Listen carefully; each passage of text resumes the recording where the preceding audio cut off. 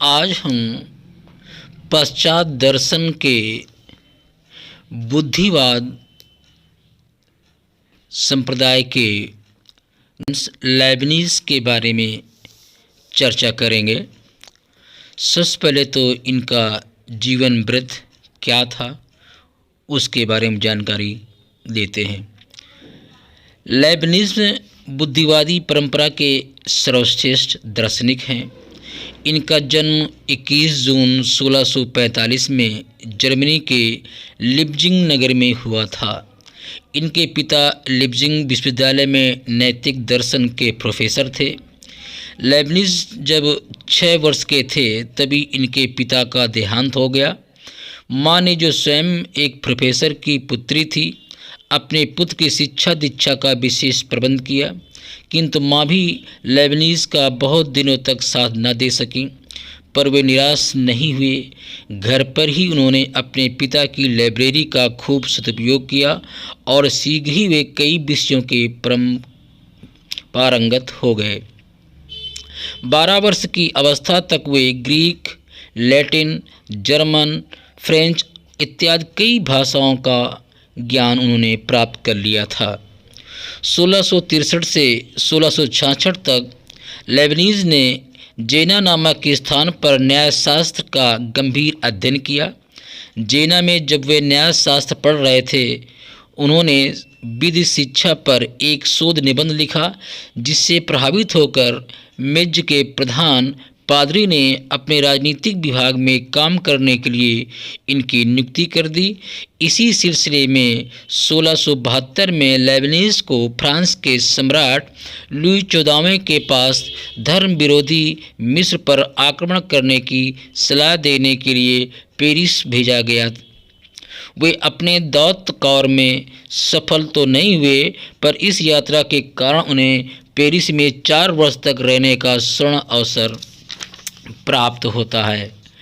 वहाँ उन्होंने फ्रांसीसी दार्शनिक मेलब्रांस, धर्मशास्त्री अर्नाल्ड एवं भौतिक शास्त्री ह्यूगेंस से परिचय प्राप्त किया। यहाँ रहकर लेबनीज ने एक परिकलन यंत्र का आविष्कार किया, जो योग, घटना, गुणा, भाग और वर्गमूल सभी कार्य कर सकती थी। इस तरह से वे कैलकुलेटर मशीन का आविष्कारक भी थे। इसके बाद 1673 में वे लंदन गए, जहां उन्हें नूतन विज्ञान, गणित और दर्शन के अध्ययन का पर्याय अवसर मिला। 1676 में लेबनीज लंदन से जर्मनी लौट आना चाहते थे। रास्ते में 1 माह तक एम्स्टर्डम रहकर उन्होंने स्पिनोजा की रचनाओं का अध्ययन किया। स्पिनोजा से भी मिले और उनसे पर्याप्त देर तक दार्शनिक समस्याओं पर विचार विमर्श भी किया। 1776 में ही लेबनीज ने चलन कलन आविष्कार किया। अंत में हनोवर में 1716 में इनकी मृत्यु हो गई थी। तो इस तरह से लेबनीज का कुछ परिचय हमने संक्षिप्त में देने का प्रयास किया, और इनके कुछ अन्य परिचय के बारे में है। जैसे कलन के अतिरिक्त प्रतीकात्मक तर्कशास्त्र सैम्बल लॉजिक के आविष्कार का श्रेय भी लेबनीज को जाता है। प्रतीकात्मक तर्कशास्त्र से संबंधित उसकी सारी पांडुलिपियाँ हनोवर से राजकीय पुस्तकालय में दबी पड़ी थीं, और बर्ट्रैंड रसेल को दोबारा इसका आविष्कार करना पड़ा। मृत्यु के बाद भी लेबनीज उपेक्षित रहे। जब वे 1716 में मृत्यु को प्राप्त हुए तो हनोवर के राज दरबार का एक भी प्रतिनिधि उनके अंतिम संस्कार में शामिल नहीं हुआ।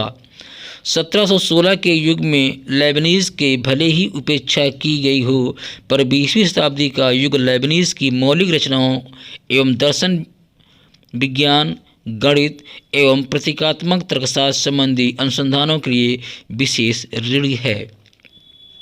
ज्ञान विज्ञान की उन्नति के साथ साथ लेबनीज ने सभी ईसाई संप्रदायों की एकता तथा रोमन कानूनी संहिता के तार्किक पुनर्वर्गीकरण के लिए भी अथक प्रयास किया। स्वयं प्रोटेस्टेंट ईसाई होते हुए भी उन्होंने कैथोलिक और प्रोटेस्टेंट मतों से संधि करने का प्रयत्न करते रहे। इनमें धार्मिक कट्टरता नाम मात्र की भी नहीं थी। वे गिरजाघर तक न जाते थे। इस कारण ईसाई पादरियों को उन पर संदेह प्रकट करने का अवसर मिला और उन्होंने लेबनीज का नाम बिगाड़कर लेबेनिक्स रखा, जिसका शाब्दिक अर्थ है नास्तिक।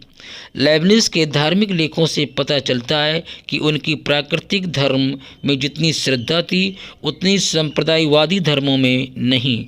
वे पूर्ण रूप में मानवतावादी दार्शनिक थे।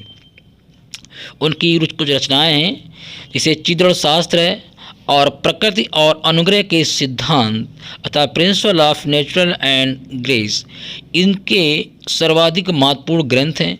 पोर्ट रॉयल लॉजिक के लेखक अर्नाल्ड के साथ लेबनीज का पत्राचार चलता था। इसी अर्नाल्ड के लिए लेबनीज ने अपने दर्शन का संक्षेप 37 अनुच्छेदों में लिखा, जिसे तत्व विज्ञान का विमर्श कहा जाता है। थियोडिसी लेबनीज का तीसरा महत्वपूर्ण ग्रंथ है, जिसे उन्होंने द्वैतवादी पियर वेले के उत्तर में लिखा था। उनका सर्वाधिक महत्वपूर्ण ग्रंथ नवीन निबंध है, जिसे उन्होंने लॉक की पुस्तक मानव बुद्धि पर निबंध की समीक्षा के रूप में लिखा था। लॉक एवं लेबनीज बिल्कुल समकालीन दार्शनिक थे। लॉक अनुभववादी था तो लेबनीज बुद्धिवादी। लॉक के अनुसार हमारे ज्ञान का स्रोत इंद्रियानुभव है। लॉक के सिद्धांत पर आपत्ति प्रकट करते हुए लेबनीज ने लिखा है कि बुद्धि को छोड़कर बुद्धि के पास जो कुछ भी है उसका स्रोत इंद्रिया अनुभव ही है। इस प्रकार लेबनीज ने सिद्ध करने की चेष्टा की कि बुद्धि इंद्रिया अनुभव से उत्पन्न नहीं होती, बल्कि स्वयं इंद्रिय अनुभव ही बुद्धि से उत्पन्न होता है। उनका मानवीय वृद्धि पर नवीन निबंध उनके जीवन में प्रकाशित न हो सका। उनकी मृत्यु के 25 साल बाद उसे प्रकाशित किया गया। लेबनीज की इस पुस्तक का कांट के दर्शन पर पर्याप्त प्रभाव पड़ा। इसी पुस्तक से प्रभावित होकर पश्चात दार्शनिक कांट ने भी ह्यूम के संशयवाद का खंडन किया। दर्शन के इतिहासकारों का विचार है कि यदि बर्कले और ह्यूम को लेबनीज की इस पुस्तक का ज्ञान होता तो समकालीन इंग्लैंड के दार्शनिक विचारधारा का कुछ और ही स्वरूप होता। इस तरह से